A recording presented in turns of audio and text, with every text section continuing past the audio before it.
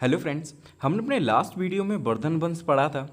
उसके बाद उत्तर भारत में जितने भी और वंश आए थे उनके बारे में हमें पढ़ना था। और साथ ही साथ हमें उस समय जब हर्षवर्धन का समय चल रहा था उस समय और उससे पहले दक्षिण भारत में जो भी वंश शासन कर रहे थे उनके बारे में हमें पढ़ना है। ठीक है, तो जो प्रमुख वंश हैं जो दक्षिण भारत में उस समय शासन कर रहे थे वो थे आपके चालुक्य, पल्लव, चोल और राष्ट्रकूट। ठीक है, तो आज हम इन्हीं के बारे में पढ़ेंगे। उसके बाद उन वंशों के बारे में पढ़ेंगे जो उत्तर भारत में हर्षवर्धन के जाने के बाद आए। ठीक है, तो आज हम दक्षिण भारत के जो प्रमुख राजवंश हैं उनके बारे में पढ़ लेते हैं। पहला वंश है इसमें चालुक्य वंश। दक्षिण भारत में चालुक्य के उस समय तीन शाखाएं चल रही थी। ठीक है, मतलब तीन जगह के चालुक्य थे जो उस समय शासन कर रहे थे। एक थे बातापी के चालुक्य, दूसरे थे बेंगी के चालुक्य और तीसरे थे आपके कल्याणी के चालुक्य। ठीक है, अब हम तीनों के बारे में जान लेते हैं क्या क्या चीज़ें हैं। ठीक है, तो याद रखना जो चालुक्य वंश है वो तीन तरीके से है। ठीक है, एक है बातापी के चालुक्य, दूसरे हैं बेंगी के चालुक्य और तीसरे हैं आपके कल्याणी के चालुक्य। पहले हम जान लेते हैं बातापी के चालुक्य के बारे में। इस वंश का जो पहला राजा था वो था जयसिंह। ठीक है, अगर क्वेश्चन में आपसे मोस्टली ये चीज़ें पूछी जाती हैं कि पहला राजा कौन सा था, ठीक है, किस संस्थापक कौन सा था वंश का, और सबसे शक्तिशाली राजा कौन सा था। ठीक है, ये तीन चीज़ें सबसे ज़्यादा पूछी जाती हैं। उसके बाद राजधानी पूछी जाती है। ठीक है, और उसने कौन सी उपाधि ली ये पूछा जाता है। ठीक है, तो इस वंश का जो पहला राजा था वो था आपका जयसिंह। इस वंश का सबसे प्रतापी राजा कौन सा था, तो इसका नाम जरूर याद रखना, पुलकेशिन द्वितीय। ठीक है, इस जो वंश था बातापी के चालुक्य इनमें सबसे प्रतापी राजा था पुलकेशिन द्वितीय। उसने कन्नौज के राजा हर्षवर्धन को नर्मदा नदी के दक्षिण में आगे बढ़ने से रोक दिया था। ठीक है, आपको पता है कि हर्षवर्धन बहुत ही शक्तिशाली राजा थे जो उत्तर भारत को जीत चुके थे और वो दक्षिण में पैंठ जमाना चाहते थे अपनी। ठीक है, दक्षिण भारत को जीतना चाहते थे, लेकिन नर्मदा नदी के दक्षिण में उसे जाने नहीं दिया किसने, पुलकेशिन द्वितीय ने। ठीक है, पुलकेशिन द्वितीय ने हर्षवर्धन को हरा दिया था।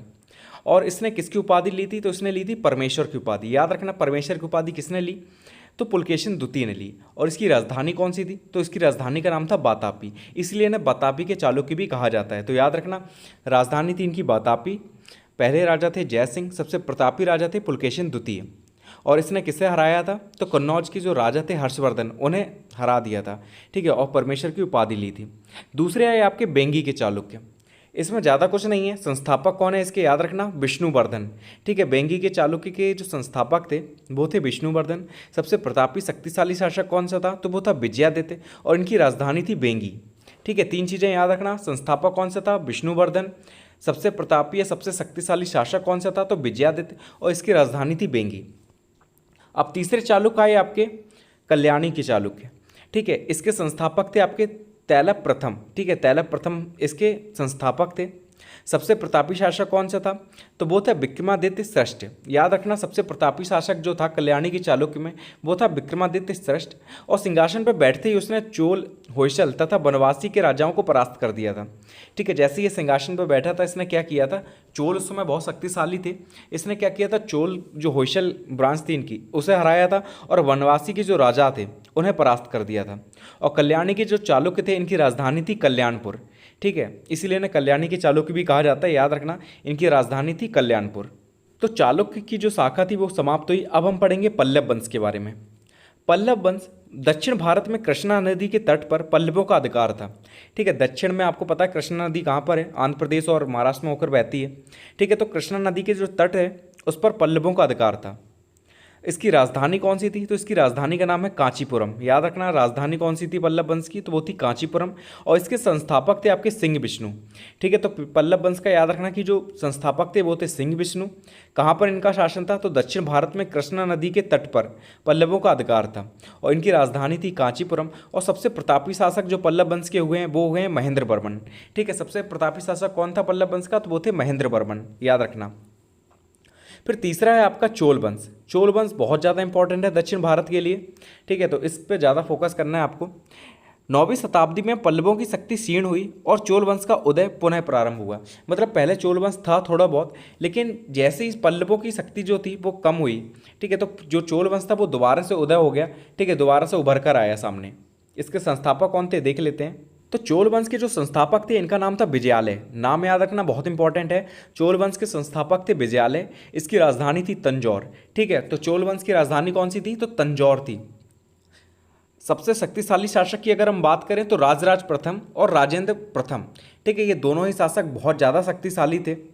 अंतिम शासक थे इसके राजेंद्र तृतीय। याद रखना, संस्थापक थे विजयालय, राजधानी थी तंजौर। सबसे शक्तिशाली शासक की बात करें तो दो हुए हैं, एक हुए हैं राजराज प्रथम जो पहले सबसे शक्तिशाली थे, और उसके बाद हुए हैं राजेंद्र प्रथम, ठीक है। अंतिम शासक थे इसके राजेंद्र तृतीय। चोलकालीन शासक शैव धर्म के अनुयायी थे। राजराज प्रथम ने अरब सागर में भारतीय नौसेना में सर्वोच्चता हासिल की और तंजौर में राजराजेश्वर मंदिर का निर्माण कराया। याद रखना कि ये चोल वंश का जो साम्राज्य था वो दक्षिण भारत में फैला ही था, तमिलनाडु और केरल में, ठीक है। उसके साथ ही साथ इन्होंने क्या किया था कि जो मालदीव है आज के समय में जो देश है मालदीव, उस पर भी अपना अधिकार कर लिया था, श्रीलंका पे भी इनका अधिकार था, और साथ ही साथ इन्होंने पूर्वांचल जो उस साइड का पूरब है, पूरब में आपका जो सिंगापुर वगैरह और जितने भी देश आते हैं उन सबको इन्होंने जीत रखा था, ठीक है। करीब आज के 14 देश अगर हम देखें तो इन्हें जीत रखा था इन्होंने, ठीक है। चोल वंश ने काफ़ी शक्तिशाली था, ठीक है। नौसेना आपको पता है कि चारों तरफ ये जल से घिरा हुआ एरिया है, ठीक है। जो आपका केरल और तमिलनाडु का एरिया है ये जल से घिरा है। तो इन्होंने क्या किया था, जो सबसे पहले नौसेना में सर्वोच्चता हासिल की थी वो की थी राजराजेश्वर ने, ठीक है। और इन्होंने जीत भी पाई थी किस पर, मालदीव पर। मालदीव को इन्होंने जीता था सबसे पहले। उसके बाद आए आपके राजेंद्र प्रथम, इन्होंने भी इस सेना को बहुत आगे बढ़ाया, ठीक है, और ज़्यादा सर्वोच्चता हासिल की। उसके साथ ही साथ इन्होंने सिंगापुर की साइड के जितने भी देश थे उन्हें भी जीता, ठीक है। तो ये काफ़ी इंपॉर्टेंट है चोल वंश, याद रखना है इस चीज़ को। संस्थापक विजयालय, राजधानी तंजौर। शक्तिशाली शासक कौन था, तो पहले थे राजराज प्रथम, उसके बाद आए आपके राजेंद्र प्रथम। अंतिम शासक थे इसके राजेंद्र तृतीय। देखिए तृतीय लगाए प्रथम लगाए, इससे मतलब आप समझ लेना, अगर किसी में प्रथम नहीं लगाए, ठीक है, सीधा सीधा नाम लिखा है तो समझ जाओ कि वो पहला ही है, ठीक है, पहला शासक है। अगर तृतीय लगा है तो समझ जाओ कि वो तीसरा है, ठीक है। जैसे राजेंद्र तृतीय लिखा है, इसका मतलब है कि राजेंद्र प्रथम भी कोई थे और राजेंद्र द्वितीय भी कोई थे, ठीक है। उसके बाद ये राजेंद्र तृतीय आए हैं। ऐसे करके आप याद रख सकते हैं इन चीज़ों को। वंश है वो है राष्ट्रकूट वंश, ये भी बहुत ज़्यादा इंपॉर्टेंट है। इसके संस्थापक थे आपके दंती दुर्ग। याद रखना, राष्ट्रकूट जो वंश था इसके संस्थापक थे आपके दंती दुर्ग।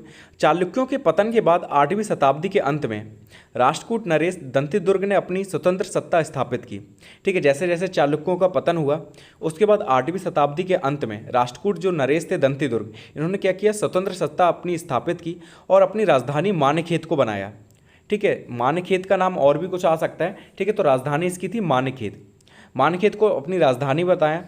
एलोरा के जो प्रसिद्ध कैलाश मंदिर हैं इनका निर्माण भी राष्ट्रकूट शासक कृष्ण प्रथम ने कराया था, ठीक है। 1 नंबर में क्वेश्चन पूछा जा सकता है कि एलोरा के प्रसिद्ध जो कैलाश मंदिर है उसका निर्माण किसने कराया, तो कृष्ण प्रथम, ठीक है। राष्ट्रकूट शासक था कृष्ण प्रथम, इसने एलोरा के प्रसिद्ध कैलाश मंदिर का निर्माण कराया। और राष्ट्रकूट वंश का जो अंतिम शासक था, जो महान शासक है, ठीक है, मतलब शक्तिशाली कह सकते हैं, और महान अंतिम शासक कौन था, तो वो कृष्ण तृतीय थे, ठीक है। इसके बाद भी कई हुए होंगे लेकिन वो इतने महान नहीं कहलाए, ठीक है, इतने मजबूत नहीं थे, ठीक है। सबसे अंतिम और महान शासक कौन था, कृष्ण तृतीय था राष्ट्रकूट वंश का। कन्हेरी का बौद्ध विहार इस काल का शिक्षा एवं विद्या का प्रसिद्ध केंद्र था। याद रखना, कन्हेरी का जो बौद्ध विहार था इसी समय का था कन्हेरी का बौद्ध विहार, और इस काल का शिक्षा का और विद्या का सबसे प्रसिद्ध केंद्र था वो, ठीक है। ये चीज़ भी आप याद रखें।